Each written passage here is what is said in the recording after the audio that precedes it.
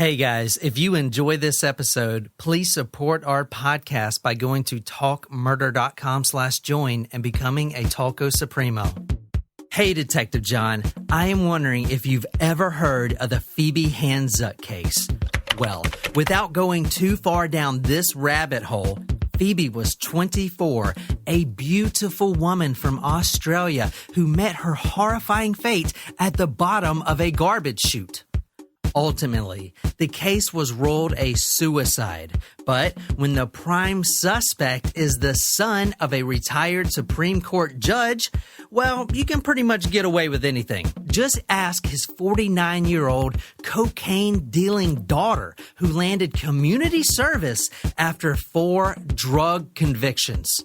Anyways, this case will not only make your head spin, but there's also a huge twist at the end. Call it a bombshell, rather. More like a howitzer shell, perhaps. Anyways, I love this podcast, and I hope that you can help blow this case out of the water. Abby. Well, Abby, Detective John is at your service. You ready, boys? All right, light the fuse. Ready? Aim. Fire in the hole! Ah, shit.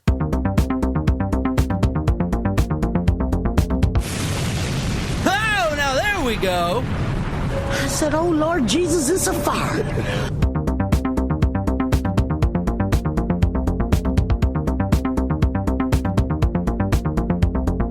So I just want to start tonight out with a couple of shout-outs. Shout out to our newest Supremo, Lauren S., and a makeup shout-out for Lauren M. I do apologize if we missed your shout-out. So, Lauren M. got lost in the holiday shuffle, I think. Yes, I think so. So please stop crying yourself to sleep. It made me sad when I saw that. And Lauren H., we totally shouted you out, so don't say we didn't. I know we did. You've know just where been you a live. long time Supremo, so it just feels like it's been a while. And I also just want to shout out all of our longtime Supremos who have been with us since we started the Supremo thing. Yeah, So- they've been, they've helped pick out the newest shirts. All right, Nicole, read that. Hey guys, both Nicole and Jen just texted me saying, ugh, what a day. I seriously can't wait to get behind the mics tonight. I'm feeling it too. I may grab a beer or maybe even 12 flights of beer. Luckily, tonight's story is not rubbish, but a fascinating and extremely heated case of murder or suicide. Know the story or want to take a guess to get shouted out on tomorrow's episode? Comment below. Detective John, Taco PD. So dumpster juice is what we're drinking tonight, and that is vodka, rum, Midori, raspberry liqueur, cranberry juice, pineapple juice, and orange juice. And it looks gross. Well, that's why we have it in these little concealed cups that Sarah got us, so we can't see how gross it looks. But let's take a sip. It's a good thing there's a lot of booze in that. I mean, it's really sweet. It's good. It's not bad. It's definitely not. I think I like it better than the last drink we had. All right, Nicole, where are we going? Who are we killing? Okay, Jen, go first. Based on the hints of rubbish and flights, I think we're going to London and someone disrupted the pigeons during this crime. And it was in public. And they disturbed the pigeons. And we don't know whether or not the victim was murdered or died by suicide. So what made you think we were going to London? The word rubbish. Oh, okay. I was like, well, that's the only clue that would take me there.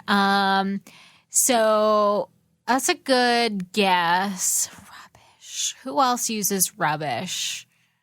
I guess anyone could use it. I think we are doing a story tonight about a what's the appropriate word for someone who collects garbage? Garbage collector? Is that the right word? I Trash believe. man? Or Yeah, that works too. I think that we are talking about a garbage collector who that's their occupation, is found dead in their home prior when they missed work, and it's being investigated on whether it's a murder or suicide. All right, let's see what people say. Rose, hey Rose, thinks that this is us talking about the staircase episode with Kathleen Peterson. And she said, it's not an owl. Let's see. And then I said, I actually like the owl theory, but I think he was guilty. Rose says she 100% agrees. Tony says, my guess is the Jerome Roberts case from the 50s. Ooh, Sophia says Epstein. Oh, I am not touching that story. Really? I mean, we did Boys on the Tracks. We're still alive. Holy shit. As of now. As of now. I want this podcast to be successful. Andrea says German wings. What is that? Don't know. I don't know either. So it's definitely not that. Abby posts a Giphy of The Office. Well, she knows what it is. Yeah, she knows what it is. Oh, That's does she? Kevin zipping his mouth and eating the key. Kevin is the best. LMAO. Yes, Kevin is awesome. Kevin from The Office. Yeah. He was on some commercial I saw the other day. It was like an Office Depot commercial. It was Oh, something really? like, wow. Oh, like being from The Office and being in Office Depot? Or maybe that was Milton from, I don't know. Yeah, so those are really good guesses. Is there any down further? I thought I saw the guy that plays Oscar, too, on a commercial recently. I think Maybe you're for right. Hertz, for Hertz, maybe, or something? I think you're right. Or a I car feel like I rental remember company? seeing him recently. I can't believe someone thought we were doing Epstein. I mean, I could see that. I was thinking that too initially, the whole murder versus suicide. That would have been a very shit. topical case. All right, well, tonight's surprise shot goes to myself. Well, does it go to Abby because Abby knows? Well, this story is for Abby. This is her request. Abby! So, Oh, also, so I'm going to take it for myself. I'm just kidding. You can have half of this prize shot dedication, Abby. so shout out to Jenna for getting 19 of 42 facts that we posted today on the article on the Facebook page. So good job. You blew our serial killer minds. What were they? Oh, we're not serial killers, but Were they they were. hard? It was like, yeah, they were pretty hard. So she got 19. yeah. Also, tonight we are going to be hearing from Dr. Will the Pill. He's he is contributing some things to tonight's episode Oh, because he is a doctor of pharmacy, and we're going to be talking about some drugs tonight. If you guys don't know, Dr. Will has a podcast run in the TalcoCast network called Quackery that I With produce with me. Well, I'm just the I'm just the co-host. I'm like you guys. Yeah, you're.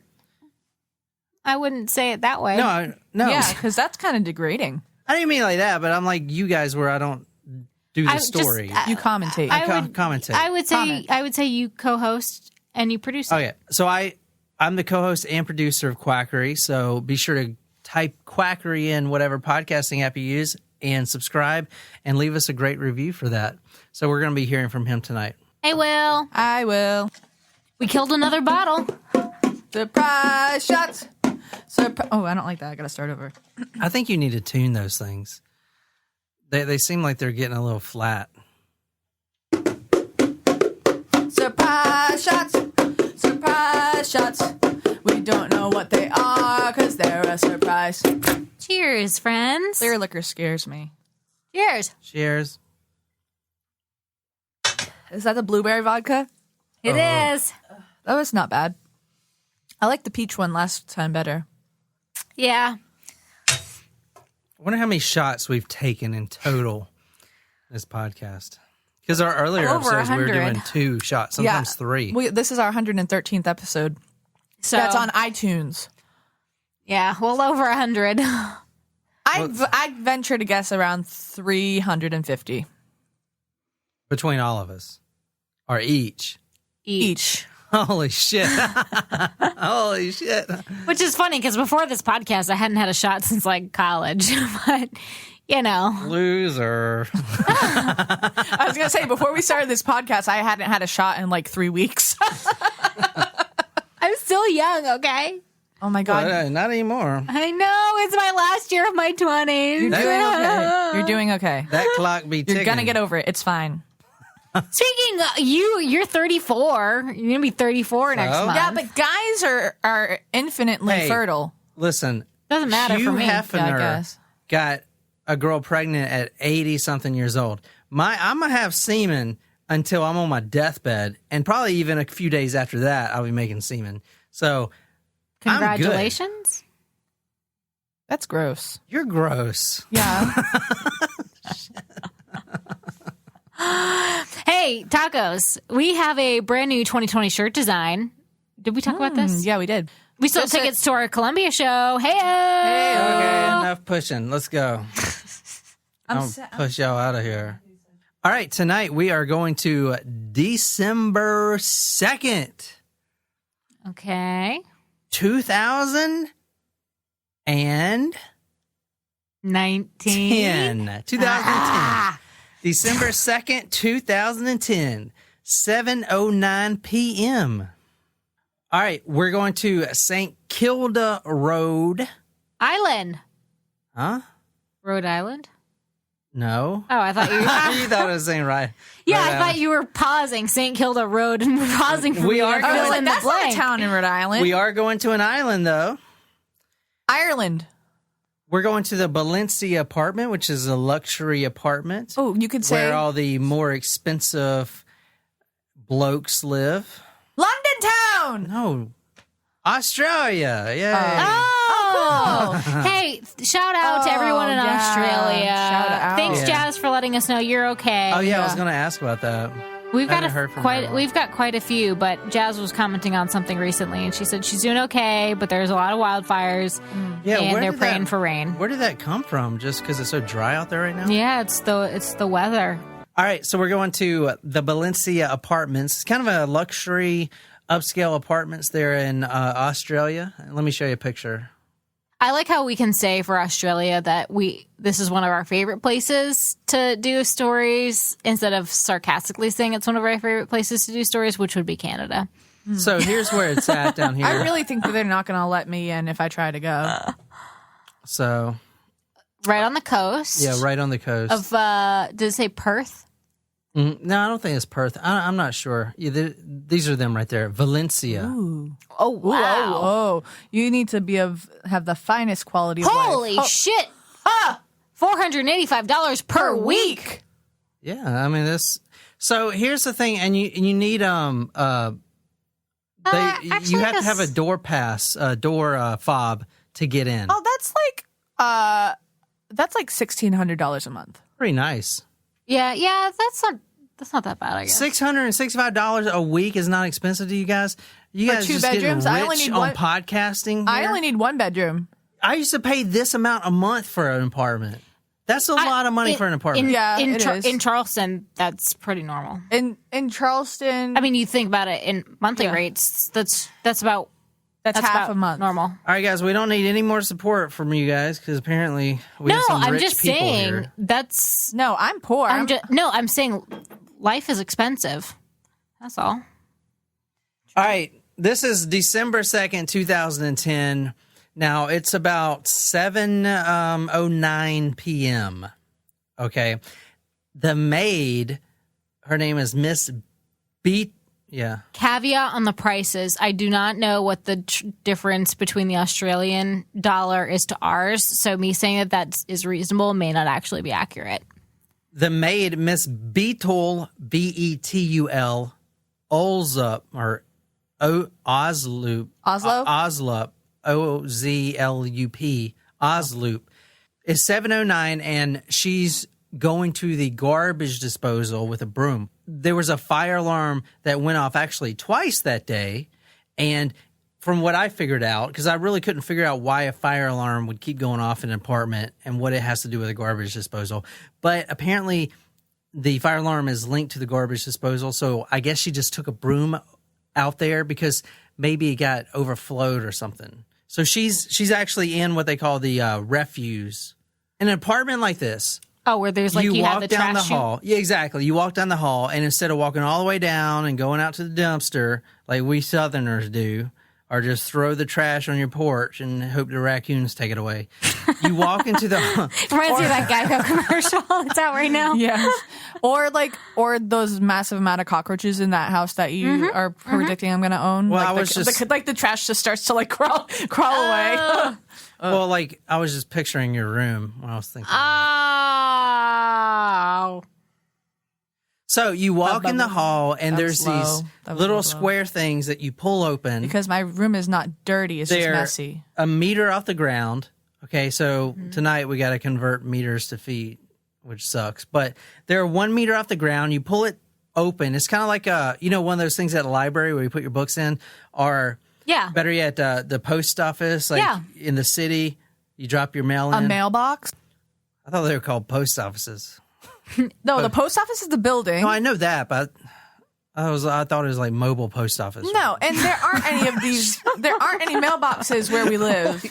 No, there aren't. That's not a You have to go to the thing. post office. We don't have them and down here. Anyway, you walk into the hall, and then you pull this little latch, and this little thing comes down, like a door. A compactor, yeah. Exactly. So you put your trash in there, it goes down, and I'm going to show you the chute. Here, actually, let me show you right now. Oh, if there's a body in there, so help me God. What you going to do, Jen? Walk away? Because I'm telling you, there is a body in there. Just kidding. There's no body in there. Okay, so this is the actual one in the Valencia apartments. So it goes down. That looks like a drawing. This is a drawing.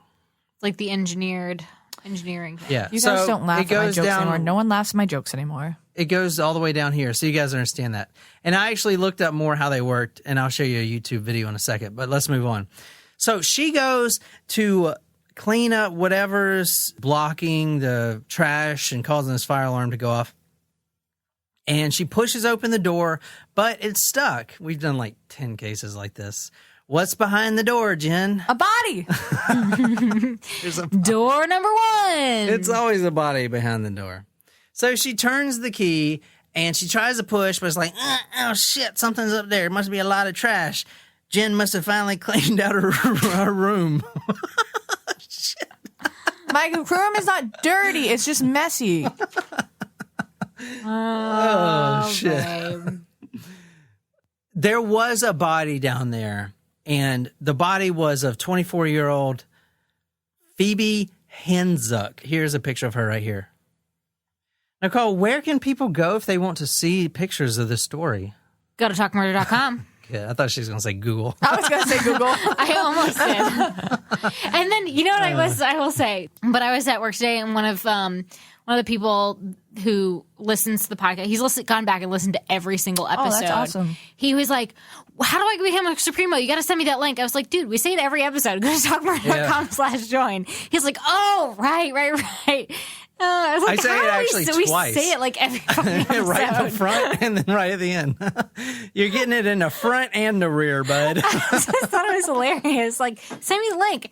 I'm just going to call her Phoebe. I'll probably call her Phoebe. She's very pretty. Yeah, she's very pretty. Very, very pretty. She's 24 years old, and this is her boyfriend. At the time, I believe he's 43, so he's a lot older. I mean, you can see the age How old was difference she? here. How old did you She's say? 24 when she died. So she was in so the... far, not looking good for the boyfriend. Well, this story is for Abby, and she sent me this long thing about the story, and she basically asked the question, is it a murder or was it a suicide? So Hard to be a suicide if you're in the trash chute. yeah. Not necessarily. Okay, how about this? Don't say what you really think until I lay out all the facts. You can ask all these questions. Ask me any questions you want about the story. How many questions? I know it front to back. But wait to the end to see if you think it's a murder or suicide. Deal? All right, deal. At the bottom of the garbage chute is 24-year-old Phoebe. Okay, she was obviously dead. Now, no one knows how long she's been there. Or, we have a good idea of how long she's been there. But there was a pool of blood all around her body. And it's a pretty tight space. Now, So she was found not necessarily stuck in the chute, but in the actual trash cans at the bottom. you see that box right above the bins? Yep. Okay, that is where she was. Okay. So she didn't couldn't actually make it into the bins. So if you go to Talk Murder and see what I'm talking about, you'll see an illustration of the chute. She falls all the way down from the 12th floor. That was the hint, 12 flights. Ah. From the 12th floor, she falls all the way down and she hits the bottom And in that thing right there, that box right above the bins is a garbage compactor, which is basically a big ass blade that shreds the garbage up. Okay, now she fell and so the blood. There was a pool of blood, but she was cut from the compactor. Exactly. Here, read this, Nicole. So she could have fallen in. So she would have fallen in there very fresh, or that could have been what killed her. The immediate cause of Phoebe's death was exsanguination. What Jen said, following a severe injury to her right leg. Based on the inferences drawn from the evidence of Miss Olslip, who found Phoebe between 7:06 and 7:09 p.m., and the ambulance officers who later arrived on the ground floor refuse room at a point in time not before 7:27 p.m. See also Exhibit 15B. The police crime scene notes, which suggests at the time of fuck me, I cannot fucking. All right, just let me read it. All right. Phoebe had been in the same position following her discovery for a minimum period of 18 minutes. That is before the ambulance officers arrived. Okay, so her cause of death was not the fall. But she was alive when she fell. That's going to be very important. Her right foot was completely severed off. Completely gone. So what did she die from? Loss of blood. Loss of blood, hemorrhaging. Oof, that's awful. She was alive when she fell down there. Yeah, and we're going into that in a second. But or jumped. The garbage chute is a galvanized steel tubing, and it goes all the way down. There was a blade, and that was a hydraulic compactor that severed her foot. The compactor did do an emergency halt, which we're going to talk about here in a little bit. And she crawled around the floor of that bin there, looking for an exit. And she bled to death. So the first question I have, because this story, 99.9% of people who follow this story thinks it's a murder. Okay, and I'm not saying I don't, but I wanted to come at it objectively and not learn anything about the boyfriend, the history, or whatever. I wanted to first know, number one, if it's possible for a human to even crawl in that thing, because it's a lot harder than you think. You know, and number two, how long she was down there to begin with. Are you considering that there might be a third option between murder, suicide, and just accident? I don't know if you can accidentally go down a garbage chute. Well, so I'm thinking, like, what if she was trying to throw something in and it was heavy and it got caught on her shirt or something? That's a good point. There are three. Most people think murder and suicide, but there are three possibilities here. Murder, suicide, and, quote from the coroner's report, tragic accident. Now, here's the thing about the story. 99% of people believe that it was a murder, and I see why. But you got to understand, most of the people that follow true crime and they hear these stories and they look in the media, it's kind of like that Brooke Schuyler Richardson. You know, they see the I call it the chicken skin. You know how the good chicken skin? Nice it tastes crispy. good, but it's not the meat of the story. The meat is in the reading, the coroner's inquest and all that stuff, which I'm putting on Talk Murder. It's an 83-page document. Wow. If you really want to know the story, you got to read all 83 pages. Wow. So See, but we also know from previous cases that the coroner report may not always be 100% reliable. yeah. True. Boys on Tracks. Okay, now this is from Slate Magazine. The first question I had when I was researching this story is, how long does it take to die if your foot has been severed? Okay, and it says... Good question. So it talks about 127 hours, the guy that got his arm cut in the rock and stuff. That's hard to watch. Yeah, so if you not for get me. your arm severed or your leg severed, probably a lot of people already probably know, but immediately take whatever clothing you got or find whatever you can and wrap it above the wound. If it's not fully severed, then above where it's cut, because you want to stop the blood flow. And she didn't die from the fall; she died from the blood flow leaving her body. Right, the hemorrhaging. So this article actually says, quote, "There are two arteries in your foot. If you sever one of them and are unable to staunch the flow of blood, you could die within 30 minutes." Wow. the experts on this case claim she had died within a 17-minute period. That's not saying that she was down there only 17 minutes before the maid found her. Right. That's just saying that she had to be down there that long. Does that make sense? At least 17 minutes. So not only did she fall 12 flights of stairs and she got her foot severed off, between 17 and 30 minutes she was alive. And it's completely dark in there. And there is an exit. There's a small door. Okay. But she couldn't find it. And the reason that we know that she was alive, and this is extremely important, is because all around the bin where she ended up, there was blood smears everywhere of her trying to find her way out. So she was crawling around, bleeding out in the complete darkness, trying to find her way out in a pool of her own blood, because the blood is got nowhere else to go. Gushing. It was like when, we say pool of blood all the time. This was literally a pool because it was a small space and she was literally swimming in it because there was Bleeding out. nowhere else for the blood to go. There were transfer stains on the lower portion of the wall in proximity to her legs. The floor towards her feet was heavily smeared with blood, amongst which were numerous swipe marks with apparent toe impressions. There was significant staining to the floor of the ground refuse room, with the staining observed consistent with an individual with bleeding injuries dragging themselves in a clockwise direction around the room. So she fell. She was living on the 12th floor, and that's where she fell? Yes, exactly. She was living on the 12th floor. Yeah, so this right here is the apartment compactor right here. Did she fall head first or did she fall feet first? See, there we go. That's a very good question. That is Great a really good question, question. Jen. Because if she fell head first, then it would indicate to me that she was pushed. If she went feet first, Or an accident. yeah, or if she went feet first, it would indicate that she crawled in there. Yeah, I'll get to that in just a second. It's a very good question. Which would make me think if her foot was the thing that got sliced, maybe it was feet first. Yeah, because it's not a very big space. Although somebody could have carried her and shoved her in.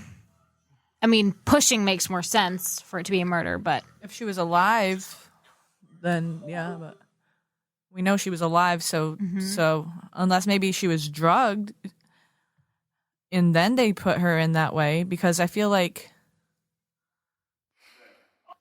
So this is your fire discharge. Yeah, so there's a fire discharge in there. Something gets stuck or starts smoking or someone throws a flaming bag of dog poop down there. It's going to trigger the fire alarm. Because the first questions I had was... he called this shit poop. was why is the fire alarm going off so many times in this damn apartment? I mean, fire alarm goes off and everyone has to leave. Yeah, it's fucking... I don't think that happens very often. Shut down the entire chute as well if it gets over 165. Now, this door will shut at the same time because they both have fusible links to them. So she fell down here, as you see in the video. She fell into this thing. Now, this thing right here is the blade, the compactor. This spits out the trash into the bins. So she's in here. You see the door? Yeah. So she's got her blood everywhere, and there's smears of her trying to find her way out. Okay, he also says there's about a 10-second delay when something falls down there. So we'll talk about this in a minute, but the garbage composer or garbage compactor was on an automatic setting, which means if it detects something it's not supposed to cut down, it'll stop immediately. Okay, if it's a manual setting, it would have grinded her all up. But it was on automatic setting. But it takes about 10 seconds of noticing there's weight in the compactor before it to start. So she actually fell and got about 10 seconds before it came in my understanding. That's correctly, which I believe it is. Once the photo eye is blocked for 10 seconds, it will start by itself and it'll stop by itself. That's a pretty scary scenario. Yeah. Very scary scenario. So anyway, Jen's question was, how did she fall down? Feet first, head first, what? I'm sorry, I just had something to add to that scary scenario comment. Okay. I mean, especially it would be scary if you think, if she was alive and it didn't start right away and you're like, oh, okay, I made it. And then all of a sudden, like, you panic because now all of a sudden your foot's been severed off and the thing is grinding and you're trying to fight your way out.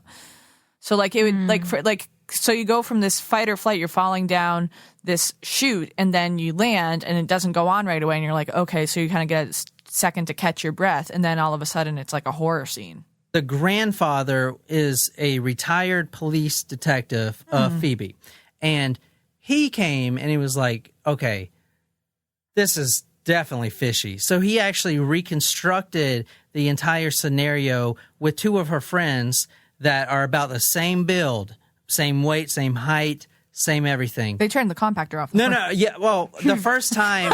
Please, dear God, do not try this at home. Suicide and murder.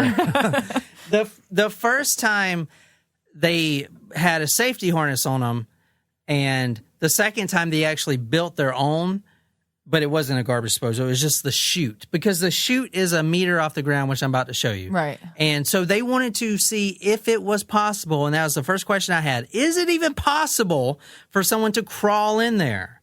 That's the main question, because if it is impossible to climb in there yourself, case closed, murder. But if it is possible that she did it herself, that changes everything. You guys understand that, right? Yeah. That's the first question I had. And so he did his own expert study, or he did his own experiments with it. I'm going to show you that now. Go talkmore.com. I'm putting the jiffies up there for you. Okay, do you see the chute? Yeah. Yeah, so this is the chute right here. This is a meter off the ground. It's tiny. It kind of looks bigger on the thing, but that's it. And It's probably like 4x4. I could see that being hard to crawl into yourself. Depends on how far it opens and what angle it opens in. Yeah. do you see her? Yeah. I mean, look how tight that is to get in there. It's pretty. It takes some skill. Now were there no CCTV cameras? Was there no footage? There was CCTV. There is a little bit of footage. So she gets in there like that, feet first, back towards the garbage chute. So she goes down feet the first. friend or Phoebe or both. Both. Okay. She's doing it exactly like Phoebe did it. Okay. Yeah, because Phoebe fell down feet first with her back like that. But there's a couple things to notice. There's no handholds, Harley. I mean, look, she's struggling to get in there. Yeah. Like, absolutely struggling. It is a much tighter hold than I thought it would be. Yeah, and this is her right here. You see her going down there even more. I mean, it takes a lot to get down there. And she finally sits on it like that. And this girl is look at that. Look at that. Look at that fit. Yeah. That's what I was saying. It's like you go to your local library where you put the books in and try to put yourself in that motherfucker. No, because then I'd get arrested. It's about the same damn size. I thought trash chutes were bigger. Like, I thought you could fit a pizza box comfortably in there. Yeah. And no, you cannot. Yeah, exactly. Look at her. I mean, this is a whole production just to get down there. That seems like a very elaborate way to kill yourself, if that's how you want to go. And also, like, it took a while to get in there comfortably, so you would have to make sure that no one is coming. The experiment that you're seeing is the exact replica. He actually went to the manufacturer, and they built him the exact replica, exact meters, exact centimeters off the ground, the same width, everything. That's the same thing you're seeing right now from the manufacturer. Wow. Okay, that's very important. And somebody asked if there was CCTV. Yes, there was, but let me get to that in 1 second. Also, I want to throw in there that the local news crew went to the same apartment, and they threw sheep carcasses down there to see what would happen to the sheep carcasses. Mm-hmm. Just throwing that in there. Oh, to see, like, what the consistency, like, of how, like, to test the blades. All right, let me tell you about the initial investigation. So the maid finds the body at 7:09 p.m. Mm-hmm. Okay, the initial investigation and the police get a lot of shit for this case. Despite the homicide squad's swift and now officially vindicated conclusion that there was nothing to see here, the former detective sergeant believed from the start that something wasn't right about the way his granddaughter died. The cops get there, the body's on the ground. They instruct the paramedics not to check for signs of life. Okay. What? It's a horrific scene. Okay, and that's all over the the newspapers, that's the first thing you see. You think it's like almost conspiratorial because it's, don't even check for signs of life. Let's not even go that far. This from the coroner's inquest actually saying why they were refused to check the pulse. Concerning the evidence that an ambulance officer was not permitted into the refuse room to examine Phoebe for signs of life, Detective Sergeant Butterworth. That's a great name. That made me want to eat pancakes. Yeah. Like, because his name is like in every page. I'm like, dude, I want some pancakes right now so bad. Detective Sergeant Butterworth had not arrived at the scene by the time this event took place. By the time of his arrival, 8:46 p.m., it seemed clear that everyone present had the strong view that she was deceased. Because remember, I mean, she could have been down there since 2 p.m. But, I mean, she was dead. You know, but I want to say the reason I'm bringing this up is because if you look at any news article on Daily Mail or any of those things, as always, police didn't even check for signs of life, you know, and they the paramedic was refused to check, you know what I'm saying? Yeah. But, I mean, you get to a scene and it's like obvious that she's dead, you know what I'm saying? I mean, I get that to an extent, but it seems weird that no one would formally pronounce her dead. Yeah. Like, I feel like that's just part of the process. Not that she needs to be attempted to be revived, but that somebody needs to be like, yep, she's dead. You know what I mean? Like, estimated time, you know, time is this. Yeah. I feel like that's just a natural procedure. All right, let me run through Phoebe's background real quick before we talk about all the blood that was found in her apartment. Oh. Okay, so she was a pretty talented artist. That took a turn. Yeah, like, What the hell? Can we drink some more, guys? I had a really long day. Sure. All right, let's talk about Phoebe's background. wait, can I tell you a story that you might enjoy? Are you serious? Yes, it'll take you 30 seconds.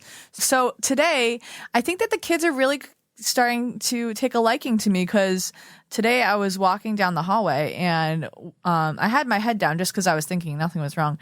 And one of the students says, "Miss Collins, are you okay?" I said, "Yeah." They said, "Are you sure?"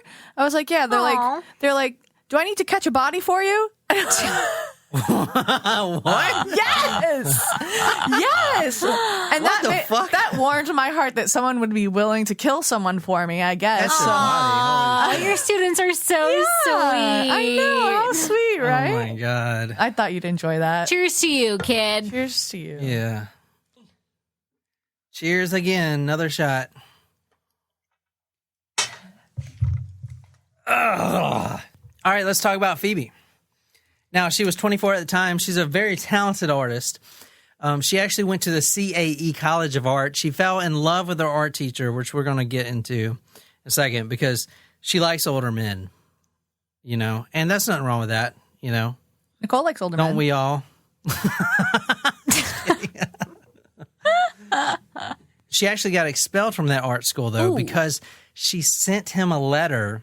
Or, Him who? excuse me. Is him her teacher? Her teacher. She sent her teacher an email demanding that he have an affair with her. Oh, you don't put that shit in a letter, honey. Yeah. You only say that verbally. She was... What the fuck? Don't put that in writing. No evidence. Spoken like a true HR person. Yeah. Go ahead. And she was... As I like to tell my people, if it wasn't in writing, it didn't happen. Yeah. Okay, she was an exercise hound. She was in great shape, if you want to read this. I was going to say that her friend who was reenacting was very slender. Yeah. Well, all right, so Phoebe, just real quick, she actually did, like, for real, 6 to 8 hours of martial arts training a day and got her black belt in 2 years. Wow. So that's how dedicated and focused Phoebe is. All right, ahead. I'm just going to continue to eat a little bit As more we take Chipotle. shots and fucking go to Taco Bell. You guys didn't even go to Taco Bell. You went to Chipotle. Because I want to be a little healthy, Jen. And here I am. I literally came home with like 4 items in chips from Taco Bell. I got I chips ate too. An entire... I went with One a bowl. burrito? No, I went with a bowl today, and they give you more in the bowl than they do in the burrito. Oh, shit. Yeah, they do. No, they do. They not. do. They definitely do. They can't fit all that they put in that bowl into a burrito. Yes, they can. They can't. It's the same. Nope, it's not. That is the same. It's not. I don't really eat Chipotle. I don't. During their time together and they also have You lettuce read wraps. this damn thing. What just shit? During their time together at Valencia, Phoebe was very fit and would use the residence gymnasium 2 or 3 times per week, depending upon her state. That she walked their dog and rode a bike consistently, sometimes to work. And that she also walked to and from work, which was also part of her conscious effort to beat her illness. Oh, no. What was her illness? Oh, shit. I didn't know that was in there already. We'll get back to that. I don't know, because that's important. I know it's important. Having a life-threatening illness, that leans you one way. Okay, all right. Let's get into the apartment, shall we? Inside the apartment of her and her boyfriend's house, you see... The English teacher? No, not the English teacher. His name was Anthony Hampel. He was 43 years old. They've been together for 2 years. He ran an events business, like Push and Talk Murder to Me Live and stuff like that, like shows.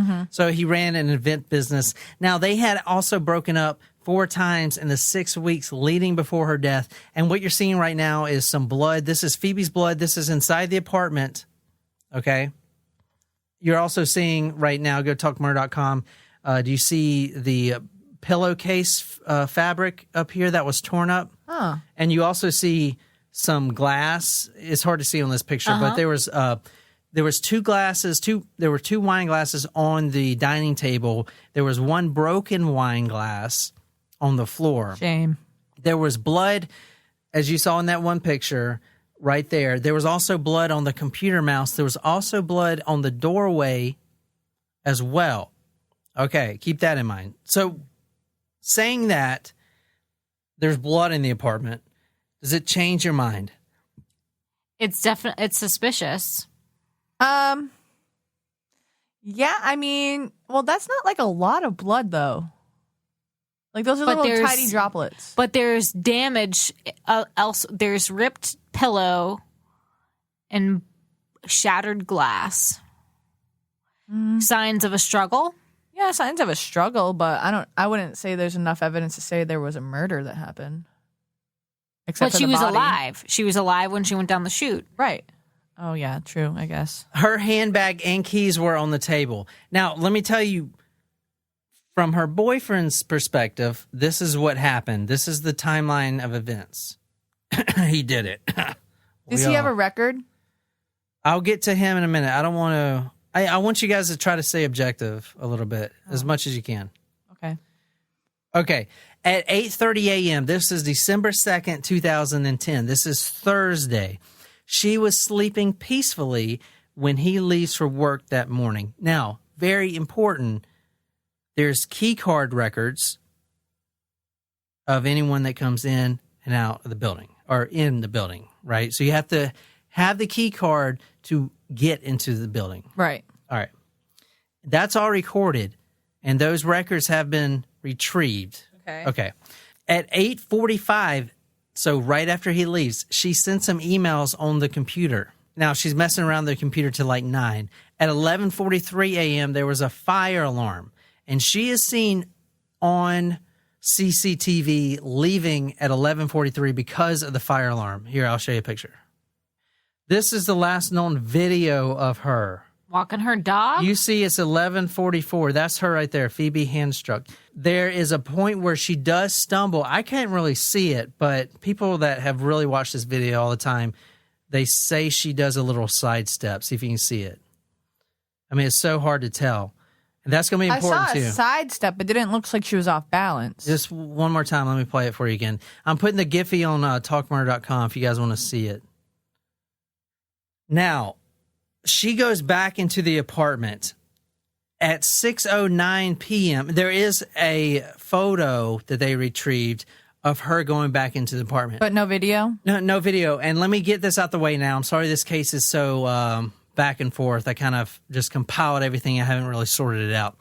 The police, one of the reasons they get such a bad image on this case is because they didn't actually go collect the CCTV video right away. It took them about 2 months to request it. Oh, shoot. And it gets kind of And it was already recorded over. Yeah, because it gets recorded over. So there was actually CCTV video of the shoot and everything.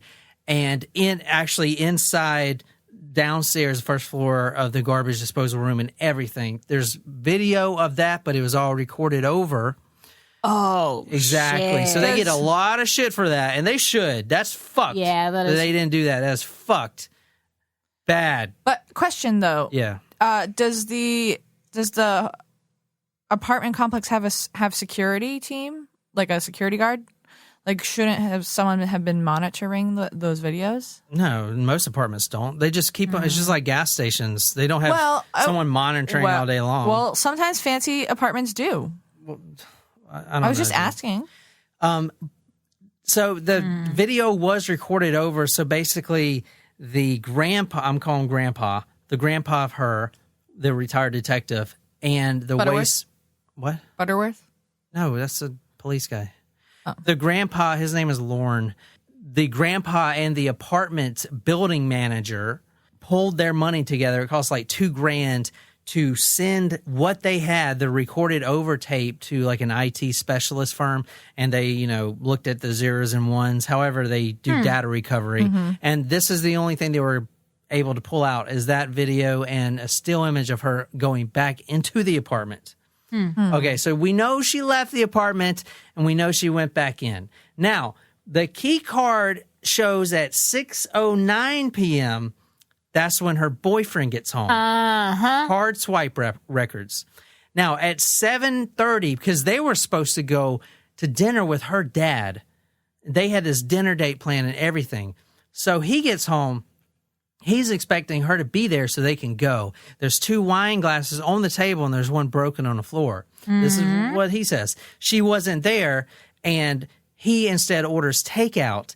And when the cops come, there's like 7:45 p.m., the takeout delivery guy, Jimmy John's or whatever, comes to the door. He goes down to get the food because they don't have a fob. They can't get in. He retrieves the food. And the guy's like, yo, there's like cops all up in here, you might want to check it out. He walks over there and he immediately knows that it's Phoebe immediately, from what his story is. That's fishy. So he gets home at 6:09. Exactly. Or whatever you said. They're meeting her dad out to dinner later. Mm-hmm. She goes... But she's not home. She is home. She's in the garbage disposal. Why would a wine glass be missing? No, there were 2. There were 2 wine glasses on the table. Rather. One was broken. Why would one be broken? That's where the blood in the apartment... Also, why would there be 2 wine glasses if he's saying she wasn't there?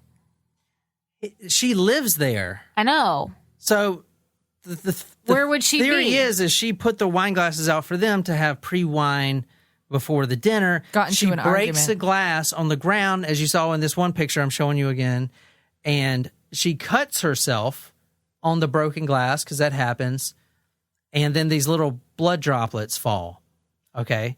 Is that her blood? That is her blood. Her blood was on the computer mouse. Her blood was on the floor, and... the apartment door.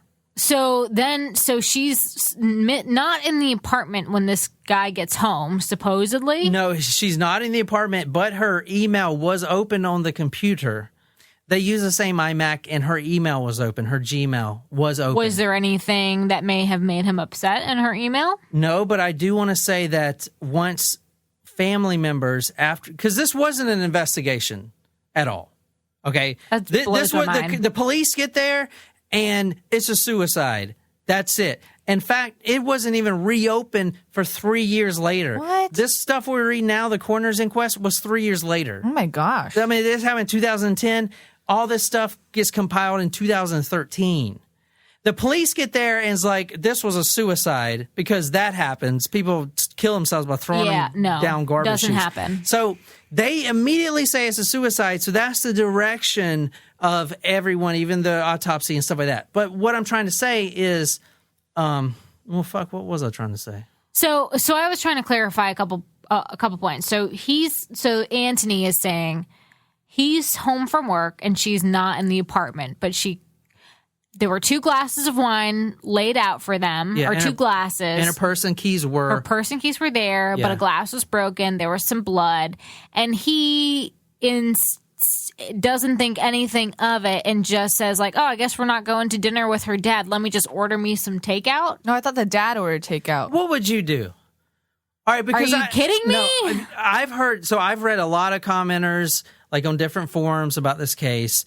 Someone was like, if I come home and I'm supposed to go out to dinner and there's a little bit of blood, like my wife is so clumsy, I would just think she cut herself and then went out to get a cigarette or something and not think of it. But then another guy on the forum was like, I would call 911 and be all hysterical and everything else. Not only that, but like if I cut myself and there's not like gushing blood, I imagine that you would just get a Band-Aid and clean up the broken glass. Right. But and your purse and your keys are there.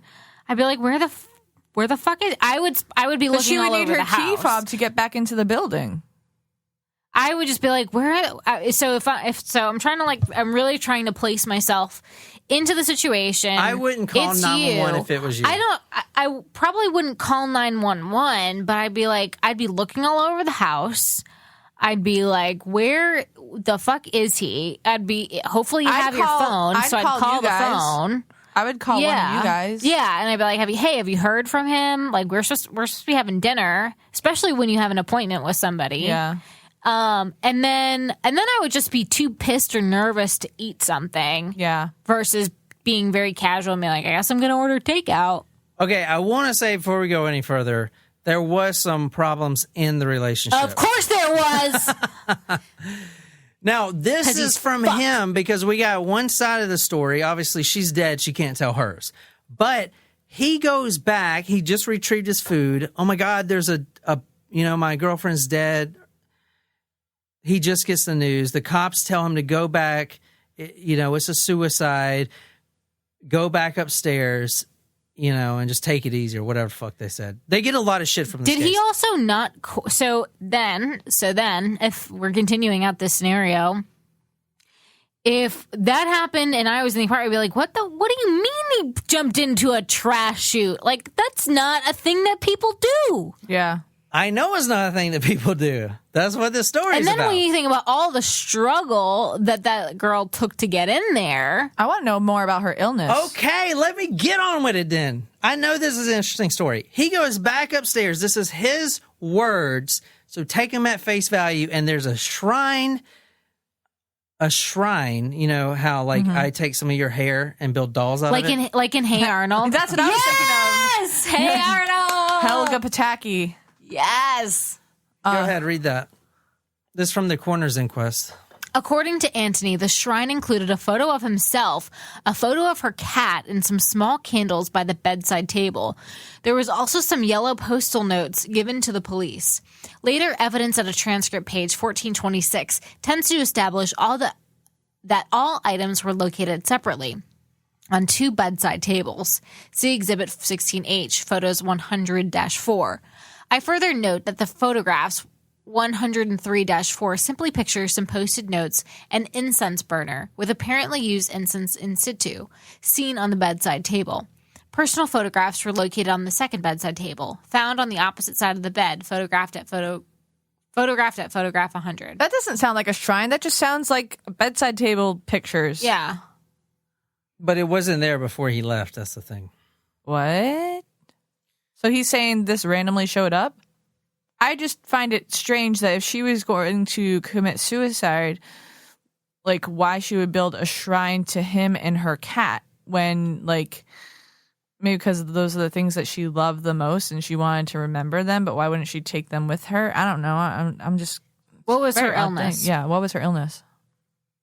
I'll get to the illness in 2 seconds. Let me throw in some more facts for you, and then we'll recollect all the facts so we know where we're at. What was on the Post-it notes? Just listen.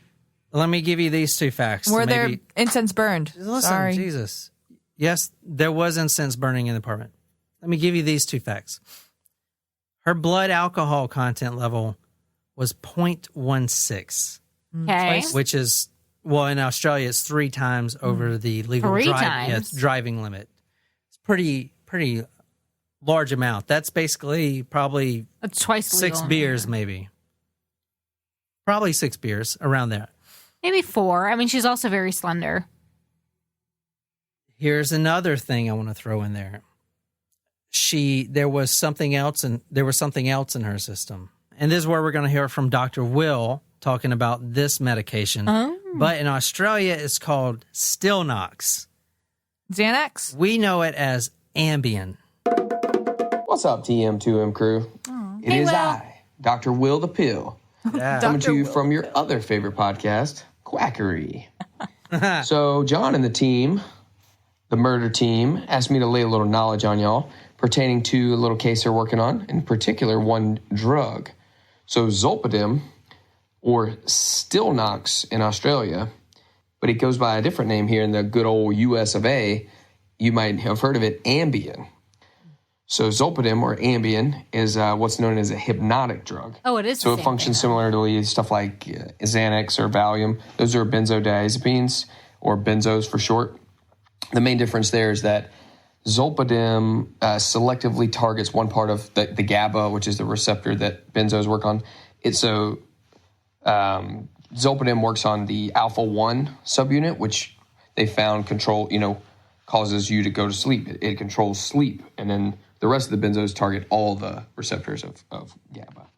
So sedative hypnotics like Zolpidem, they can cause complex sleep-related behaviors such as phone calls, sexual activity, preparing and eating food, Jesus. somnambulalism, which is performing simple or complex tasks such as walking while asleep, just sleepwalking, or sleep driving Oh, God. while not fully awake, and in some cases having no memory of the events. Holy shit. And then, of course, if you add alcohol to the mix, it increases the chances for these and the craziness, basically the intensity of craziness as well. So, for reference, Zolpidem levels in the bloodstream typically need to get to about 190 nanograms per milliliter before they start to see these kind of things. They did they took a bunch of blood levels for people who were found sleep driving on Ambien, and that's where they started seeing, that was the lowest. And so she was over 200 nanograms per milliliter. So the interesting part here, though, is that the standard dose of Zolpidem, if you take it to sleep, you usually get a peak level of about 110 nanograms per milliliter. So she was over 200. So she took more than the normal dose here. But there was quite a bit in her And when you try to system. stay awake on Ambien, it gets you really fucked up. But not doesn't it? just that, you can't drink and take Ambien because that gets you real fucked It up. wasn't Ambien per se. It's not the Ambien. It's actually something similar. Zolpidem. Let's talk about her illness. Okay. Now, let me go back into the background a little bit because it's better to talk about her illness if we start from when she was 14. That's when she started drinking and doing drugs. So she had an addiction. And I'm just going to jump right back into where you left off in her background. She loved climbing things. If I had to describe Phoebe, and from the research I've done, very, very free-spirited. And she started smoking and drinking at the age of 14. She started doing ecstasy. And in fact, around this time, she was going through some major, major, major depression issues. And she started taking all kinds of drugs, a lot of different things, ecstasy. I mean, she's basically popping sleeping pills and getting drunk. She's going on bingers that takes her 2 days to recover. In fact, when he left at 8:30 in the morning, what I didn't mention was she was peacefully sleeping from a 2-day binge, okay, where she binges alcohol and designer drugs for days on end, and then she basically sleeps, and that mixed with her depression, she feels self-guilt, she feels worthless, so she tries to drink some more, and she tries to come out of the slump. That's where she was when he left. Okay, that's what you're not going to see if you research the story in the newspapers and in the daily news and all that stuff. That's the stuff you're not going to see, but that's the stuff we need to talk about. Because that's the other side to this. Now, as I said, she liked climbing things. This isn't really her illness, but it goes into her free-spirited stuff. That Brandon Hessen's advice. Evidence. Do I need to read it? Yes. Okay, so Brendan Hessian is one of her friends, confidants. I don't know if they were sexual or not. I couldn't really find that information out from the coroner's inquest. He says that she liked climbing things, and once while they were in Bali together, he saw her climb a tree and, quote, she must have been 15 feet off the ground. I also saw her at a function once when she was quite drunk, climbing on a rooftop outside the apartment where the function was. She was actually jumping from roof to roof on that occasion, doing parkour, yeah, but she was completely hammered. Okay. Kind of like Marshall and How I Met Your Mother when they do the jump. Yes. She was also very bad at finances, so she's just like me. Now, this is basically her income. It says this from the coroner's inquest. Phoebe's finances were in a poor state. She worked as a receptionist 3 days a week in an advertising agency. Between October and December 2010, her attendance had been very inconsistent, sometimes not attending for days at a time. Okay, I mean, think about you having a job where you don't show up for days. I would be fired. She was a binge drinker. No call, no show. I'm not trying to make her seem like an alcoholic drug dealer, but this is a side of the story you're not going to get unless you do the research on the story. I'm not even thinking alcoholic drug dealer, depression. If you have, untreated depression, that'll do that to you as well. This from her boyfriend, binge drinker, who might go 3 weeks without a drink. Her drinking to excess on sequential days was unusual. It would vary, but it was never a large amount. No evidence of clumsiness, dropping things, or stumbling. There was, however, a personality shift. The way she would speak, her general nature would shift, like literally a different person. She would go from being quite reserved, but she was also quite outgoing, through to a point where there was more laughter, more giggling, and from there to a point where her aggression and anger increased the more she drank. Here it says she would go weeks without a drink, and if she drinking to excess on sequential days was unusual. But I wonder how often the personality shift was, because that could be every time she drank. That's what it said. What do you mean? Well, I'm just going because if she had you talking about borderline personality disorder? No, I'm talking about bipolar. Oh, maybe. Going from this is where it gets me. She would. Oh shit! I didn't mean to do that. Sorry. She would go from being quite reserved, even though she was outgoing, to a point where there was more laughter and giggling. So when you're bipolar, it's not just, it doesn't just flip like a switch. That you can go days where you're depressed and don't want to get out of bed and don't want to do anything, to a state of where you're manic for a few days or weeks or however long. So if she was having these binges and maybe that's when she was manic, or it could have been happened. I don't know. Just very a thought. Good theory. Just a thought. Yeah, I don't know much about the psychology like you do. I do want to point out, though, it's probably going to be important in a little bit, but her father, Dr. Handsjuk, was also a psychiatrist. Anthony was not aware that Phoebe used Lexapro, which that's the stuff I'm on in, or sertraline, or that her prescribed dosage of an antidepressant medication, Cymbalta, I always see those commercials. Yeah. That had been increased from 30 milligrams to 60 milligrams on the 13th September 2010. Ooh, I mean, that's a pretty recent and a big change in dosage. Yeah, but I mean, technically speaking, he doesn't have to be aware of that. If she doesn't want to disclose that to him, she doesn't have to. I wasn't thinking about the awareness. I was just thinking changes in medication can really impact your... Yeah. No, sorry. I was my what's funny is when people read things like you focus on different aspects. Suicidal ideation. She was going to a psychiatrist. This from her boyfriend. In reference to suicidal thoughts, Anthony testified that Phoebe had never directly spoken to him about suicide, but they had often talked about her struggle. Quote, every day was a struggle for her, so I guess it could well be something she was thinking. Now, when he finds out she's at the bottom of a garbage chute, in his mind, from his words, he knows it's because she killed herself. Does that make sense? There's two scenarios here. She got into that garbage chute herself, or someone put her in there. It wasn't an accident. Now after seeing It was. Now, if you I just said that. But like I was trying to think of the reenactment. Like, okay, they meant to put themselves there, but maybe they didn't know that would be the outcome.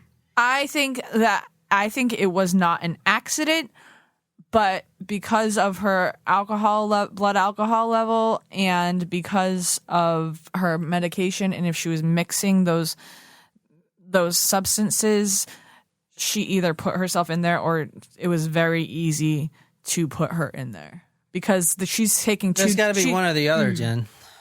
Either she put herself in there or someone put her in there. I know it has to be one or the other, but I'm just saying it could be either. It doesn't. I haven't decided yet which one it is. I'm saying I've ruled out accident because because alcohol and antidepressants. If she dropped something, she's like, "Oh fuck, my iPhone." Yeah, that's what I was thinking before we saw that reenactment. Right, was an accident? Could have been like, "Oh, what if something got caught?"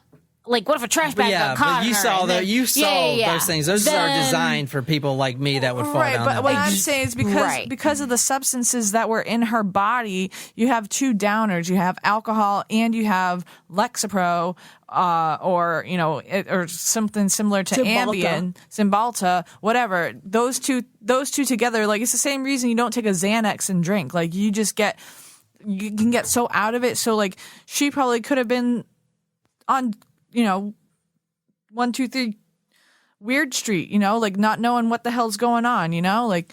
So where are you at now? Give me where are you weighing? I'm just saying that you are leaning me more towards that. I see suicide as a plausible. Okay, because I'm not saying that's what happened, but if you research this story on your own, just looking at the headlines, you're gonna think this guy killed her. Oh, yeah. I mean, I thought that at first until you peeled back some of these layers. I want to coin that, like, chicken skin case or something. It's like making a murderer. Yeah. You guys, we all know that Stephen Avery's innocent, right? We all know that he's innocent, but then our Talco Supremos that actually live in the area are like, no, that motherfucker's guilty. Mm-hmm. Making a murder, they put the side that gets you to think a certain way. Well, of course, because someone is paying... someone is making money off of that thing. Yeah. They're not just putting it out there to be like for the good of all people. There's an agenda. And there's a podcast about this case from The Age, which makes me sick because that's a big newspaper in Australia called Phoebe's Fall. Mm-hmm. And it's bullshit. I wouldn't recommend it because they do the same thing as making a murderer. They give you that little bait and they're trying to get you to be like, oh, that motherfucker's a murderer kind of shit. They don't go into this stuff. They don't go into the bipolar and all this stuff. They don't do that. They just go into there's no way someone can throw themselves down a garbage chute. But I mean, even that 60 minutes there is a way because you saw her do it. She fit it. Yeah. She fit in there. She did. And that, if it was impossible, it was a struggle. It was a struggle, but it's not impossible. Correct. And that means you cannot rule out suicide. Right. But if you listen to that shitty ass podcast from The Age, Phoebe's Fall, Phoebe's Fall, that's what you're going to hear. You're going to be like, oh, yeah, he definitely did it. But if you read the 83 fucking page coroner's inquest like I do because I don't have a life, then you're going to start seeing both sides. However, when you think about, and I'm just playing devil's advocate, when you think about the way it sounds police have botched the research on this case, maybe the 83 page coroner's report was biased. Okay, all right, maybe, but maybe. This could have all been resolved had they not fucking... Yes, it could. And looked at the if you read the coroner's inquest, which I'm putting the PDF on Talk Murder... Which was done 3 years after the incident. Exactly, but that's because the family basically made this really public. But the CCTV, for example, Sergeant Buttersworth actually told one of his, subordinates, other cops, to make sure he has those hard drives before they leave. Okay, so he actually, from the coroner's inquest, they actually thought they had the hard drives. Okay. And then it was 2 months later when they needed him again because now, oh shit, it may be a homicide. So now they realize they didn't have him. That sounds type of shit. It's a convenient to botch. me. It's not conspiratorial like they make it seem. If you listen to the Phoebe's Fall and all those, even 60 Minutes, same shit. 60 Minutes Australia. I was fucking pissed. Yeah, I just said who killed Phoebe on the. Yeah, exactly. They're doing that same shit. You know what I'm saying? Because suicide doesn't sell. Yeah. Homicide sells. Right. You know, and they're doing that on mystery. purpose. Well, But suicide scares people. I'm just saying, you know, this case is. They should. The unique thing about this case is obviously the garbage disposal. If you're going to kill yourself, why the fuck would you put yourself down She's in a garbage climber. disposal? Maybe she wasn't trying to kill herself. Okay, anyway. Maybe She's a climber. Well, what I was Okay, let's move on. We got a lot to do. All right, this is about her illicit drug use. Now, Natalie, that's her sister, further detailed how Phoebe had begun using illicit drugs, which is speed, ecstasy, marijuana, and alcohol from the age of 14. She also detailed a time when Phoebe was 15. She ran away from home for 8 weeks. She left school and later told her mother that she lived with an unknown male and his partner and their newborn baby. The male had just been released from prison. That sounds safe. Yeah, exactly. So, and I told you the thing about her art teacher that was married, demanding an affair. In fact, when she was growing up, she actually, her next door neighbor, which was also married, she tried to, not, and I'm not saying that she's a bad person. I'm just saying she's kind of a wildflower. You know what I'm saying? Does that make sense? Yeah. Okay, this is from Dr. Peter Shervin. Now, this is the psychiatrist of Phoebe during 2008 and December 10th, 2009. If you just, Jen, if you just kind of want to just scroll through here, don't read it word by word, but just, you know, point out things that you see. Adjustment disorder with depression of moderate to severe degree was when she was 13 to 14. Phoebe's behavior and sufferings were consistent with diagnosis of the early stages of a borderline personality disorder characterized by unstable, intense relationships, unstable identity, impulsivity in regard to substance use and sexual relations. Yeah, I can see that. Parent-child relation problems, partner relational problems. Phoebe had a pattern of being involved with older men. Suicidality. So she, from the outset, Phoebe described feeling suicidal at times. These occasions usually followed periods of either binge drinking or relationship difficulties. Okay, just repeat that again. From the outset, These occasions usually followed. these occasions usually followed periods of either binge drinking or relationship difficulties. Which she was getting out of a binge drinking episode. Yeah. I'm just putting that out there. I'm not saying that's what happened, but also she had a psychologist, Miss Joanna Young, that testified, quote, at this time, Miss Young considered Phoebe to be a high risk of suicide. She agreed that in such circumstances, it would have been appropriate for her to contact a CAT team. Miss Young further stated, Is that the day that she died? no, this is before, but this is just showing you her overall personality. But this is leading up to it. It's about 6 weeks before. Okay. Yeah. So Miss Young further stated, like Dr. Shervin, that in the time she treated Phoebe, she never felt she was at risk of suicide, pointing out that she only talked about suicide ideation while recovering from a binge drinking or relationship difficulties, but she had never been actively suicidal.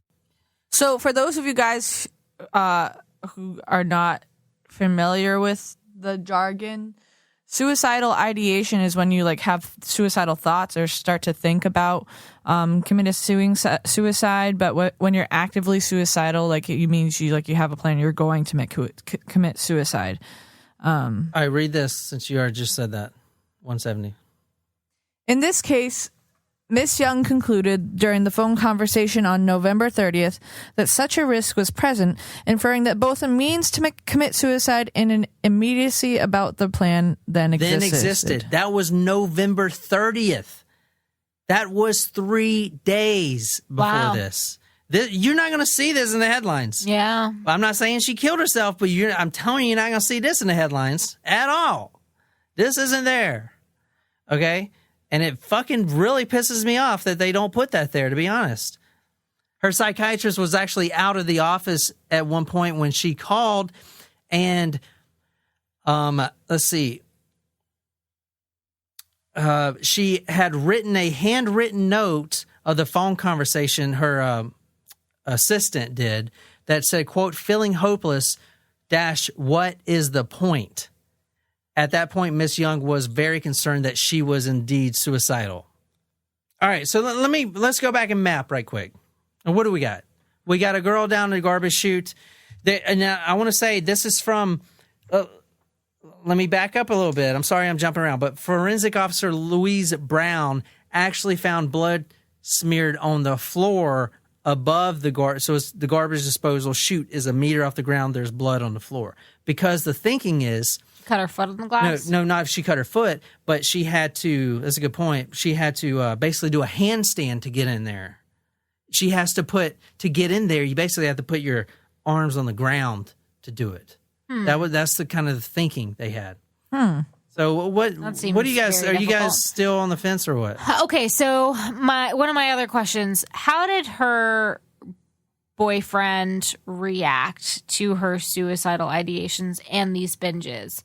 Was he a supportive boyfriend? Was he a good boyfriend? Or was he really pissed off that she went on yet another drinking bender?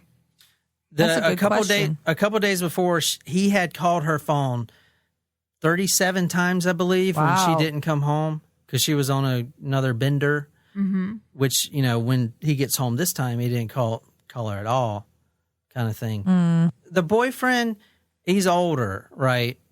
He's dating a 24-year-old, which is addicted to all kinds of drugs. He's paying for her lifestyle. She didn't even go to work. At one point, she was paying him $150 for rent, but that stopped. She was basically, living there for free. And that weighed on her. I mean, there's a lot of the financial struggles she felt. I mean, she wasn't paying anything. She actually, that went into her psychology of being depressed. Well, of course, because if she's not showing up for work for weeks or days at a time, you're not going to be able to support yourself. And if it's because of your depression, it kind of starts this whole cycle. If you have an addiction, and if your addiction is a coping mechanism, and you're not making money, so you get depressed and you start drinking when you're depressed, and then you can't go to work because you're depressed because it's like a vicious cycle. It really is. But she also was impulsive, according to the diagnosis. Yeah, because that's characteristic of borderline personality disorder. This is one day before. She wanted to eat. She wasn't very conversational. She was still hungover. It was also always the beginning of beating herself, punishing herself, beating herself up, not in a physical sense, but in a mental sense. It was a real kind of self-loathing. I think she was really starting to struggle to think how she was going to stop this cycle from happening. Okay, can I throw one more wrench in it without bogging you guys down too much? No, do it. You guys are more towards murder. No, I might be more towards suicide. I don't know. Because I'm like 50-50 right now. I do understand that the cops, number one, someone thrown down a garbage chute to immediately think it's suicide is laughable. That wouldn't be my first thought. No, that's laughable. Yeah. Okay, and they fucked up big time. But I don't wouldn't think even say laughable. I say, kind of disgraceful. Oh, let me before we do that, let me talk to you a little bit about this the boyfriend. Okay. Because I'm kind of like pulling you guys in different directions. So my first thought, you make a really good point with the way you said that, Jen. Like, if I'm the police, it's a very strange way to commit suicide. So you're not treating it as a crime scene right away. Mm-hmm. If you treat it as a crime scene right away, you are looking at those videos immediately. You're also probably checking the fingerprints of the chute. Mm-hmm. So if they didn't assume it was a crime scene, they didn't check to see whose fingerprints were on the fucking handle. They did check fingerprints on the thing. Now it comes out that there was no fingerprints at all on the shoot, but that's not. That's suspicious. That's what the media says. The headlines say. If I'm you just read saying. the coroner's report, it says not usable fingerprints Because there's so There were many smears. fingerprints. There's so many Yeah. fingerprints on Fair. that thing where people are throwing out But there. that's one of the things the media blows out of proportion. Oh, someone wiped it down. That's Well, not that's true. that's it was another just good not clarification then. usable. Hers was not usable on there, and plus everyone on that floor right. opens that yeah, damn everyone thing all day uses long. the garbage chute. Let me throw one more wrench before I throw the big wrench in there. Just talk a little bit about the boyfriend, because his father is a retired Supreme Court judge, a very respected Supreme Court judge, who's Nice little conspiracy there. you know, like, and I don't know because I don't have kids, but a fear of mine is to have really shitty kids. Okay, for instance, my daughter, Christina Hample, a 49-year-old drug dealer, gets arrested. Okay, she actually gets arrested in a cocaine police sting. She got caught on camera selling cocaine in her house. She gets no jail time. What? Ooh. You know what the defense was by that? What? Because since she comes from this judge who's put these people in prison, she'd be a target herself.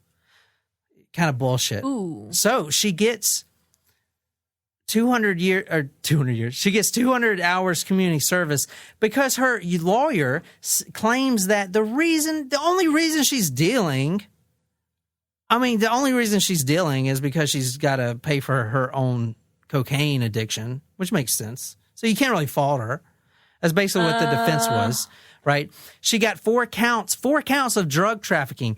Over here, you're in prison for 15 years with that. Okay, if you're a Supreme Court judge's daughter in Australia, you get 200 hours of community service. Shit, you get that for vandalizing something. Yeah. Over here, what the fuck? That's pretty light. Yeah. And there was actually thousands of dollars in bills in her home during the sting that they returned to her because that money was made legitimately. It's bullshit. Okay. Whoa, Complete that's pretty bullshit. bad. Yeah, it's bad. So that's why people think it's the conspiracy too, because this prominent judge, that's his son. That's suspicious.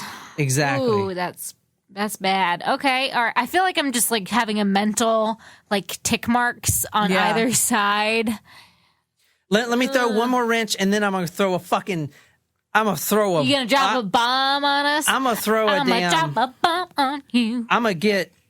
It's gonna be a big one, but I want to know where you guys are after this. Because this is Okay. going to sway you a Oh little my bit. God. But after this one I big feel wrench, like I can't handle this case. This is Abby. Yeah. This is a fucking good Yeah, one, this is a good girl. one. anxiety. Damn. Okay. And I'm not getting into. I'm trying to not overload For you real, guys. she did a good job picking this case. But I want to talk to you about sleepwalking. Oh. Now, Dr. Will the Pill also is a sleepwalker. I know he is. And he says it's no joke. Let me tell you about my sleepwalking experiences. Even though I never take an Ambien, I definitely should not, because there's a ton of times I do a bunch of crazy shit. One time I woke up, I was sprawled out underneath the bed like a starfish, like completely flat. And I'd been dreaming that I was on the freeway and the cars were like zooming over me, and like I basically thought my bed was a car. Another time I was trying to smash a door down to like help a bunch of people escape from Shit. I don't know, we were captured, and I woke up and I was gently smashing my dresser into the wall, and the TV on it was like wobbling, like almost about to fall. So I opened the door, and my roommate is standing out there with his pistol, like he thought some shit was going down. Oh, God. And then another one in the same place, I actually thought that the house was on fire, and I jumped out of the window. Luckily, that time, we were living on the first floor. Wow. But I did have to replace that screen. So, Future John, you can cut this or not cut this. So you met her. This was back when we first started dating. I have had a coworker who was a business partner with me, whose husband killed himself while he was while he was sleepwalking. What? How? And he never had any suicidal thought, like super happy person, no issues. But they were traveling back from Europe. They had just gone on a 2-week trip. They were in Ireland. They were jet lagged, and he slept walked before. And once, found himself, he was at a friend's house and walked across a highway once. Oh my gosh! And so it happens when he's really tired, and so he was really jet lagged, and he shot himself. I mean, she knew he was kind of asleep right before it happened. Okay, the alcohol mixed with the Stilnox, the Ambien pill, causes major sleep disorders. Okay, there's plenty of cases with this very particular drug mixed with alcohol, multiple cases. In fact, there's one case that I was looking up where a man actually, it was claimed that he climbed over the railings, of this, I think it was like a 30-story apartment building or something. It was a huge apartment building. He climbed over the railings, and the family's like, fuck no, that's a murder. He wouldn't climb over the railings. No. That's bullshit. No, after knowing my story, I totally 2 weeks believe it. later, guess what? Here's a CCTV. No one's there but him. Climbing over the rail. It's sad, but he did it. He was sleepwalking, and he's dead. I had my very first night terror a couple of nights ago. Not night terror, excuse me. I had my very first bout of night paralysis a couple of nights ago. And let me tell you, that was spooky. It's not if you know what it is. But I didn't, because this never happened to me before. I felt like I couldn't breathe, and I felt like I heard someone whispering to me. It was very spooky. That's because you're in a hypnagogic state. So if you so I used to do lucid dreaming a lot. Yeah. And there's two ways you can lucid dream. Number one is you're already dreaming, and then you realize that you're dreaming. Yeah, the other way happens. that's really hard to do is actually put yourself in that state by just being really still, and then your body goes through that paralysis. Yeah. Because it's crazy. Because if you just sit still and you don't move, your mind and body are really not as connected as you think they are. Right. Because you'll notice that your foot just twitches or your finger twitches. A part of your body just twitches for no reason. Yeah. That is your brain basically seeing if you're awake, if you're going to move. If you don't move, your brain knows you're asleep. Isn't that fucking crazy? Yeah, that is. And after that twitch, that's when you go in sleep paralysis. And basically and the reason we have sleep paralysis is so you don't sleepwalk, so you don't jump off the fucking balcony. Yeah. But you see dogs always, running in their dreams. That's because they don't have sleep paralysis like we do. So they actually act that shit out. Guys, in my dream the other night too, sorry, this is real quick. I had deja vu, in my, I had a dream where I remembered a dream that I have previously had. It was like dreamception. It was crazy. I told you, my dreams are so vivid, but it was nuts. It was Read that headline. Sleepwalking girl survives 100-foot fall after terrifying climb over a hotel balcony. Oh my goodness. See, but when There is a video if you want to see it. when you're in that kind of state though, 100 feet fall. 100 feet. your body must be in some type of protective No. Oh, no. but you're not expecting it, so you don't you just kind of but I think she does. It's because her weight. I mean, if it's like a cat, you throw a cat off 100. If a cat was the size of a human, it'd die. You know what I'm saying? I mean, if the cat had the proportionality of a human, it would die. It's just because we're What, you want to try throwing a lion off a 100-foot building? And it would die. But oh yeah, I guess if you think of the Lion King's, Mufasa died. All right, let's go on this. But I could, I mean, that's a very, very interesting. Knowing that personal story that I know too, it's a good that theory. tragic thing does happen. Here's another case with Stilnox and alcohol.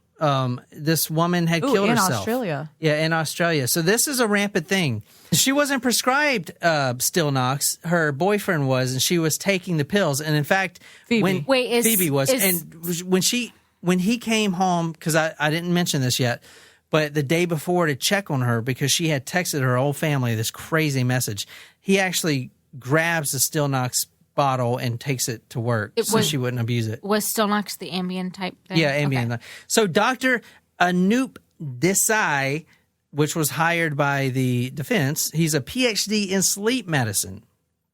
Okay, this guy, because the family wants affirmative, yeah, you can't, this isn't a thing. This is watching his entire interview, this is the key points. Judging by the level of alcohol and Still Knox in her, there could be only one of two side effects that occur. Number one, she's physically incapacitated. Basically, she is in a still coma. And I put in my notes, this may explain why she didn't go kicking and screaming. Because she died in the chute. Yeah. Okay? Nicole, I'm going to stuff you down a garbage chute. Please don't yell and scream and kick and give all these defensive wounds on me. You know? Right. Like, what the fuck? She didn't do any of that. So either she's incapacitated where she's just dead to the world, and he basically stuffed her down there like a fucking sausage. Because, I mean, you saw that one girl, her elbow was like, fuck it. I mean, someone's got to push. Yeah. So she's either dead to the world, not kicking and screaming and waking up everyone, or number two, the ability to get in the chute was enhanced by a delusional determination. Okay? That's the only two. And he claims it could go either way. Now, he's for the defense, but he says, I can't tell you one way or the other, but the only thing I can tell you, which I didn't really get into, but the coroner should have left the investigation open, and he didn't. But that was his only thing. Open where if there was new evidence, they could reopen it. So what do you guys think?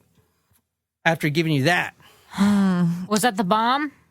Or is the bomb coming? No, that's not the bomb. What? Oh, God. That's not the fucking howitzer shell. What happens to the bomb on the bus? Okay, tell me where you are right now, and then I'll give you the bomb. Sleepwalking.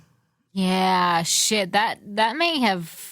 Because Just because of the substances in her body. You're going against 99.999% of the population by saying that. We're going to get all kinds of angry emails. I don't care. I don't care about that. I don't care what the people think I have to say. I just knowing her history of depression and use of the or abuse of substances in the that's like a Molotov cocktail for like just taking two downers like that. That's just not. It's not safe. That's why they tell you not to do it. But you saw how impossible it was to get yourself in that shit. But it was possible. But it's kind of like if you're on a freaking trip, if you're taking recreational drugs, you don't know what's going on. You know, she could have been having a trip where she was like all liquefied, and you don't know what's going on in her brain. It's you're in a totally different state. Yep. I want to say we're going to get in trouble for this because she says she's 1,000% positive it's a murder. I don't know, Abby. Okay. I don't know, girl. So it's not just me, Abby. We don't have enough evidence right now. So, yeah, I would say, like, I want you guys otherwise. to promise me. Ask me anything. I basically know the whole story. Well, there's one other bomb you're going to drop. Yeah. So right now I might be leaning suicide. No. You need to promise me right now you're not going to change your mind. I can't promise you that. It has nothing directly to do with the story, so just promise me right now. I can't promise you that. Because, okay, at least let me lay down where my head's at right now.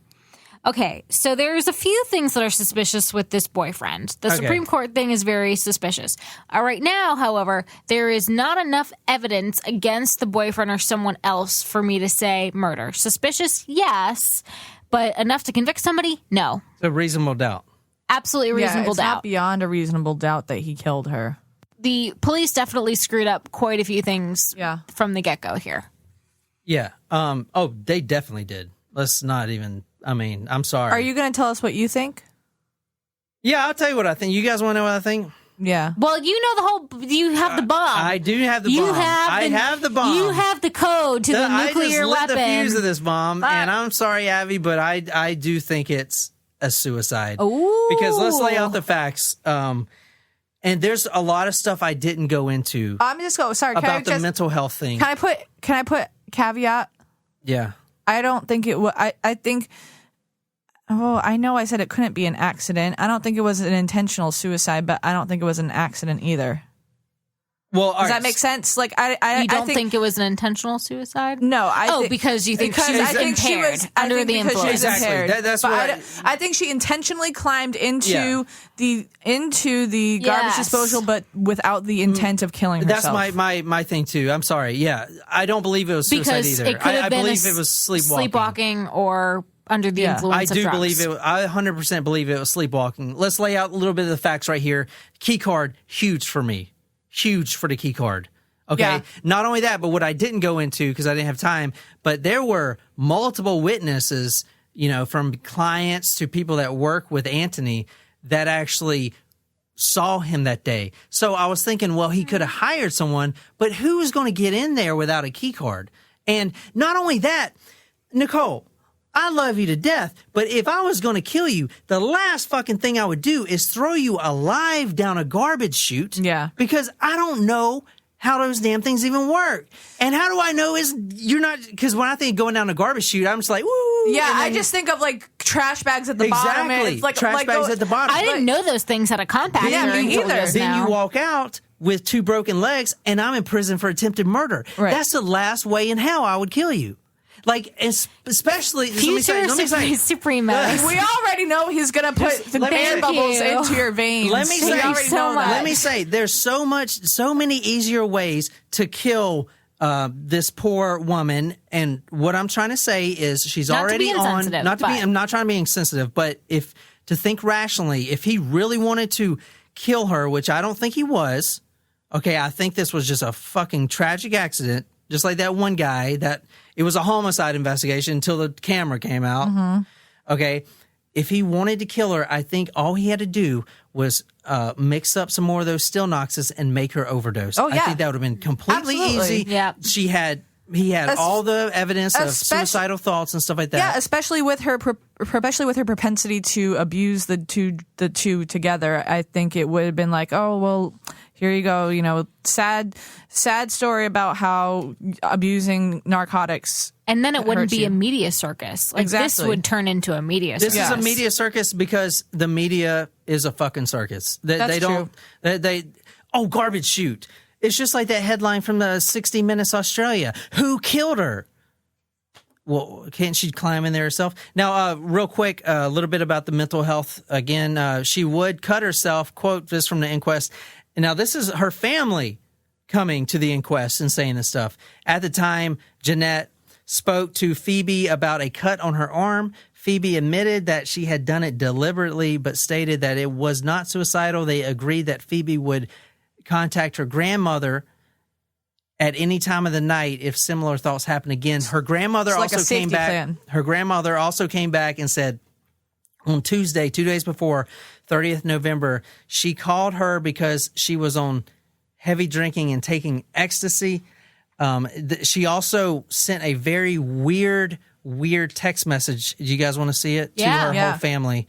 And so if you read, because the grandpa got his own inquest PDF thing sent out, and it's heartbreaking, but the family starts from the ground that Anthony is the killer.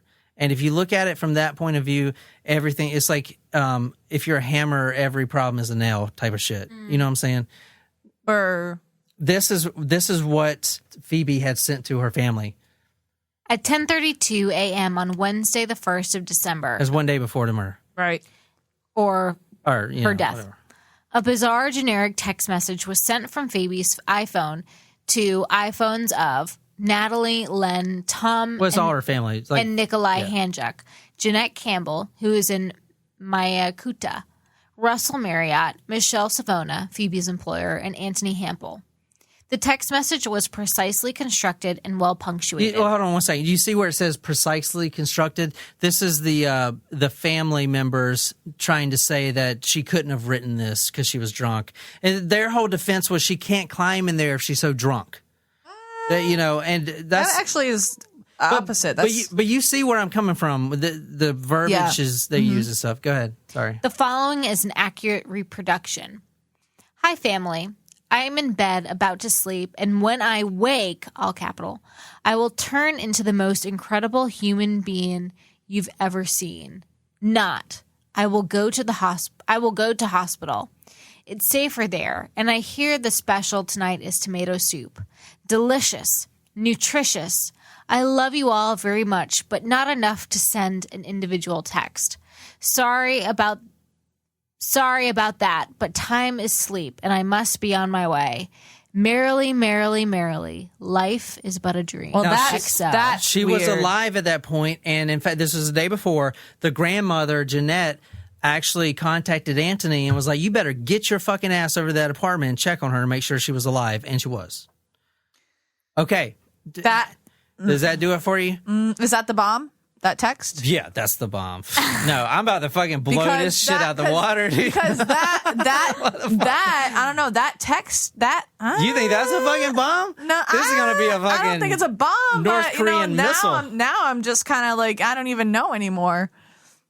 I'm easily swayed, I guess you can say. All right, let's do it. The fuse has been lit. We got to throw this bomb before it blows the fuck. Okay, let's go. I'm... Fire the hole! But I think what's interesting about that text, though, is the last line about row your boat and how life is but a dream, Yeah. and it's indicating that maybe she's going to die in her sleep.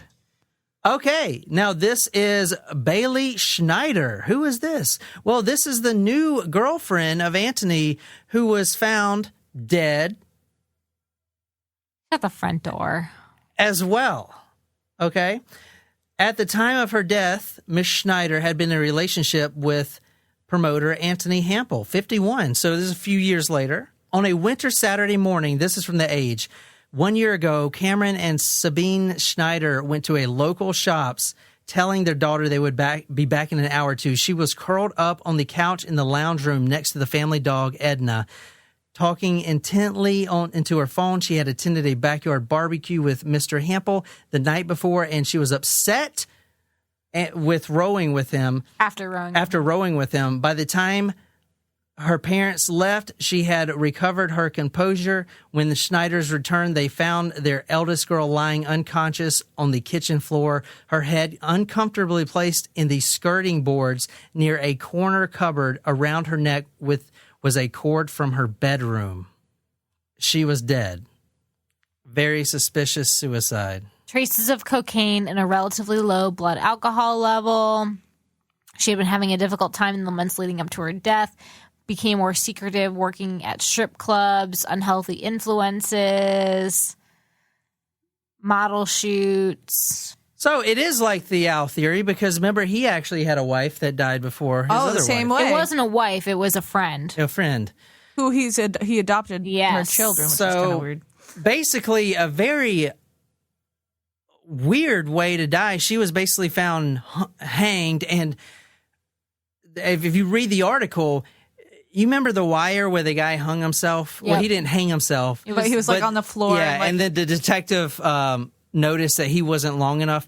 The same thing. She wasn't actually long enough to do that to herself. The rope wasn't long enough to do it to herself. And I didn't dive too deep into this, but it is very suspicious.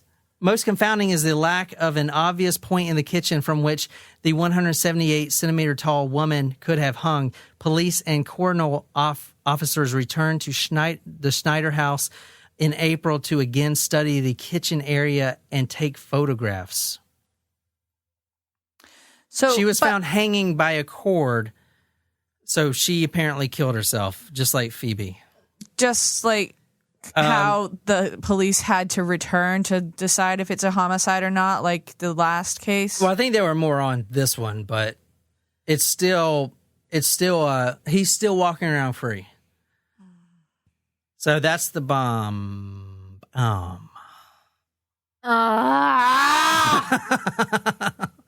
I don't know. I mean, number one, if you guys don't learn anything today, is don't fucking date this dude.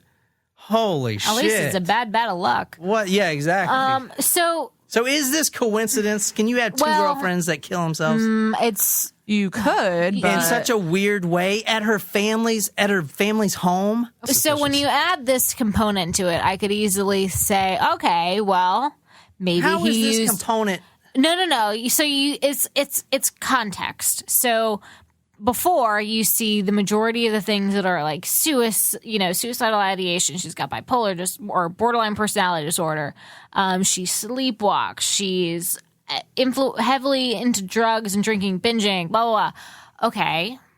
Well, that could easily be covered up. That's a good cover up for something like this. Mm-hmm. This title here from True Crime Society says, 2 dead women both had one man in common. Bad luck or something more? She was a 25-year-old. Holy shit. He's dating young ones, man. He's dating women half his age. No shit. It's gross. No public ruling of cause of death has been made. Police are continued to investigating unanswered questions. If Bailey did kill herself, what had led to her decision? Maybe he is just like, you know what I was thinking? Like maybe he's like, these girls are just so influenced, so manipulative. Manipulated by, he's an older man, and maybe he's just like, you know what? Just do it. Just kill yourself type of thing, and really driving that point home. And maybe he's one of those types of murderers. Because then you mean like Michelle Carter? Yeah, because then obviously you wouldn't need to come back into the house and kill her because she was going to do it herself, It's like you could have alibis. Maybe this is a whole epidemic that's coming up now because I've been seeing a lot of it now. It's like convincing people to kill themselves. Yeah. He is an older guy. So, I feel like younger women do, kind of look up to older men, and kind of follow more of their advice. I don't know. So what do you guys think now? I mean, I basically gave you everything that was about this story. I left out some details, but they were pretty minor compared to her. There's just not enough on this other case. I mean, they're two separate things. Yeah, but this case shouldn't matter. That's what I'm saying. It's two separate because things. This could be a coincidence. I'm just saying. It could be, but context, like their connections matter. They do. Okay. If they... No, they do. If you had a history of all of your ex-girlfriends mysteriously would not make me dying... a murderer. It would not make me a murderer. It would not make you a murderer, but I would say, well, Jesus, that's fucking weird that John's ex-girlfriends all mysteriously died somehow. Well, like weird. Joe Goldberg. but here's the thing. But it's just like the trash chute. Is it impossible for her to do it? No, it is not. No. Is it impossible for him to date 7 other women from now and they all kill themselves?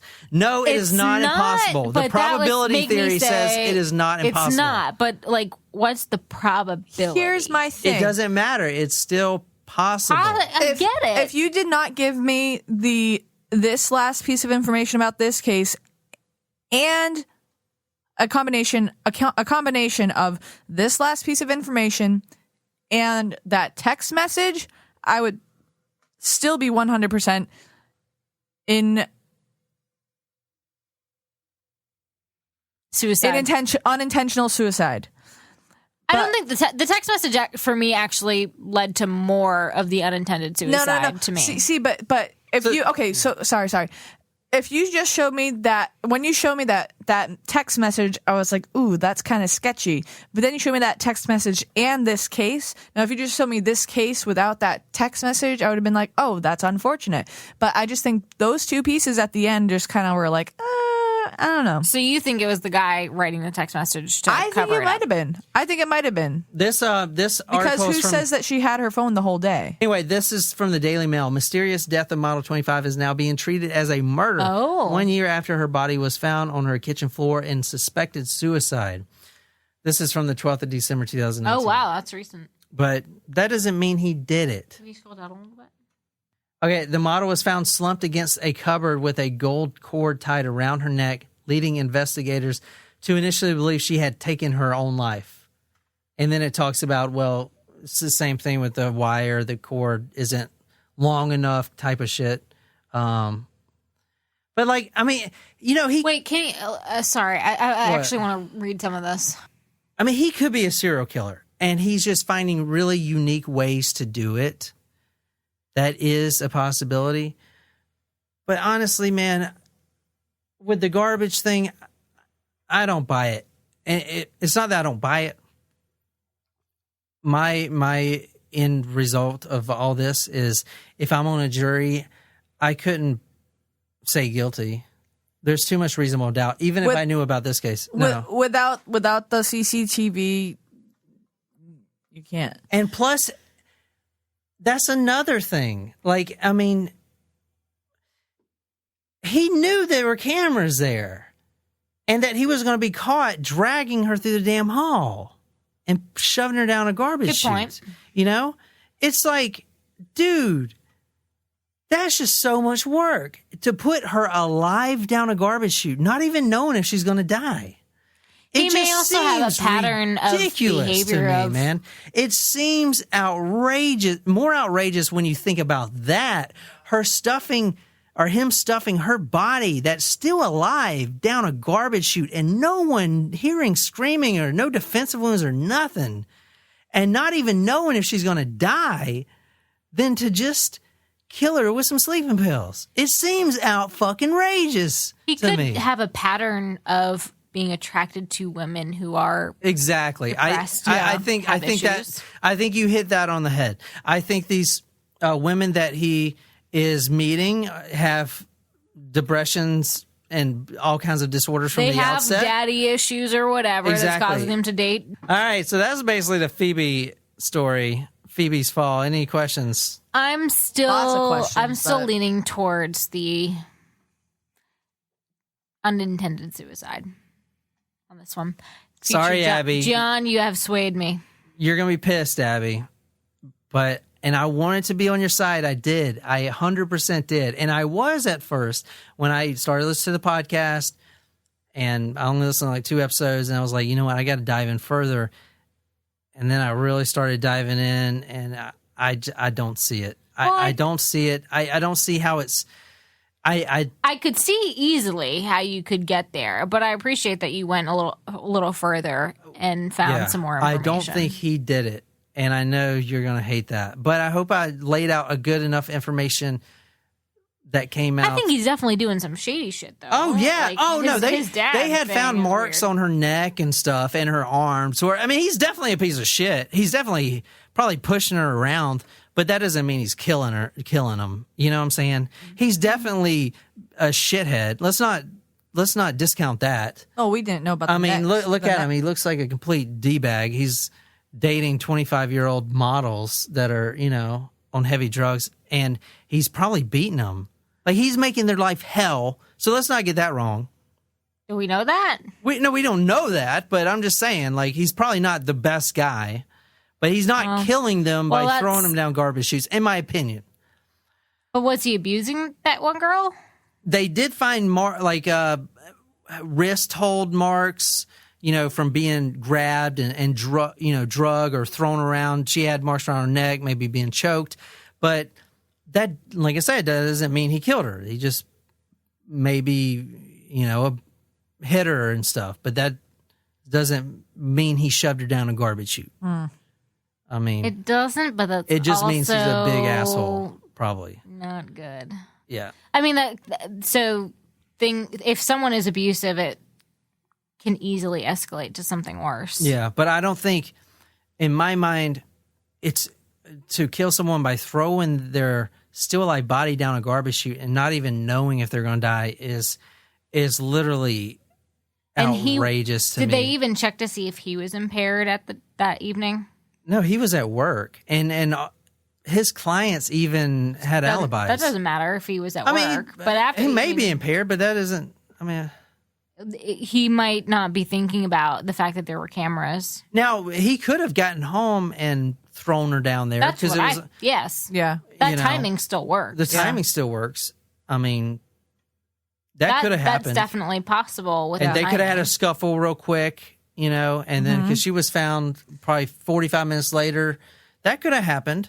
But And it's tough. It's just, and the crime scene is tough if it's only involving the two of them because they both live there. but it's not like he went and cleaned up all the blood. You know what I'm saying? But there wasn't a lot of blood in the house. I know, but it was like on the mouse and stuff. And granted, the police didn't get the computer and all the computers in the house and all that stuff. But that almost makes it almost makes him more believable if he left the blood where it is. Because exactly, that's what I'm trying to say. Because if she just cut her hand on the glass, like, oh crap, my wine glass fell, like that, Exactly. That's that.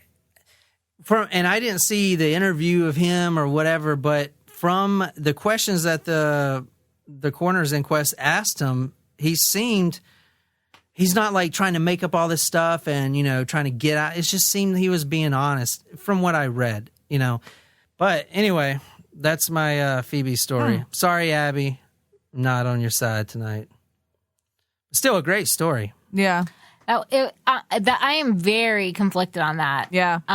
Even just at the last second, we were like, oh, there were marks that he may have been abusing her. That changed a lot for me, actually. Yeah. Yeah. The marks were the same as my note. I mean, well, the note for me. Like the information about the marks for you was the same about the note for me. And I could have got into a lot more, but honestly, we'd sit here for and the 3 phone. more hours. Now the phone. Yeah. I'll put the PDF on Talk Murder. You guys can do that whole phone thing if you want. I'm not really good with that GPS location tracking. I know she did have 2 phones. One of them was broken, and there was some suspicious timings of some calls and text messages, but I don't... I read all that stuff. Honestly, I think I'm going with the sleepwalking because there's a lot of cases where it happens. And a lot of cases, people are like, someone killed my husband or my family member, and then they find out it was sleepwalking on this pill. But, another interesting side note that I found, Still Knocks is now banned in Australia. Oh. And it is actually the only country in the world where Zolpidem is banned. There you Whoa. go. I hope you guys enjoyed this little medicine minute. Medicine with, Dr. Minute. Pill here. And don't Dr. forget to Pill. go check out Quackery. Yes. And subscribe if you like it. All right. Yeah. Thanks, Will. Will. Thank Thanks, you so Dr. much, Will. man. Yeah, go check out Quackery, guys. It's the new podcast. Will does it. It's fantastic. I produce it, and I sit there and just laugh all the time. But anyway, yeah, what do you guys think? I like that medicine minute thing. Medicine Minute, yeah. That's cute. All right, so that's it. That's my Phoebe story. And I hope you guys like that. That's for you, Abby. I love those type of cases. Yeah. If you enjoyed this episode, be sure to hit that subscribe button on whatever podcasting app you use. If you like the story, you can follow us on social media, Facebook, Twitter, Instagram. If you're absolutely obsessed with this podcast and want to become our rubbish, go to talkmurder.com/join, become a Taco Supremo. Get a badass t-shirt, sticker, swag, a lot of love, shout it out all over the place. Tell me what story you want me to do. I'll research it, dedicate to you on Talk Murder Me podcast. My name is John, here with Jen and Nicole, and until next time. I said, oh, Lord Jesus, it's a fire.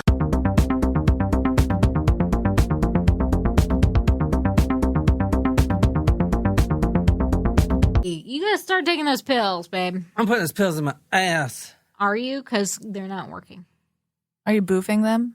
That you had secondhand contact with his penis on your face, so. I peed in her shampoo. Ew. She was so mad because I didn't tell her for like 2 weeks. You did not. Pretty sure he did. Luckily, the bottle was pretty much empty. But Ew. John, that's terrible. I mean, he uses the same shampoo, so that's. You leave it on the fliz. You left that conditioner on the fliz. You don't think I pee on something on the fliz. Pee on. If it's on the fliz, I'm going to pee on it. On versus in the bottle is very different. All right. Well, we'll be going to Charleston soon. Okay, so, y'all want to do this? maybe. I'm just saying, my says, I'm trying to do this.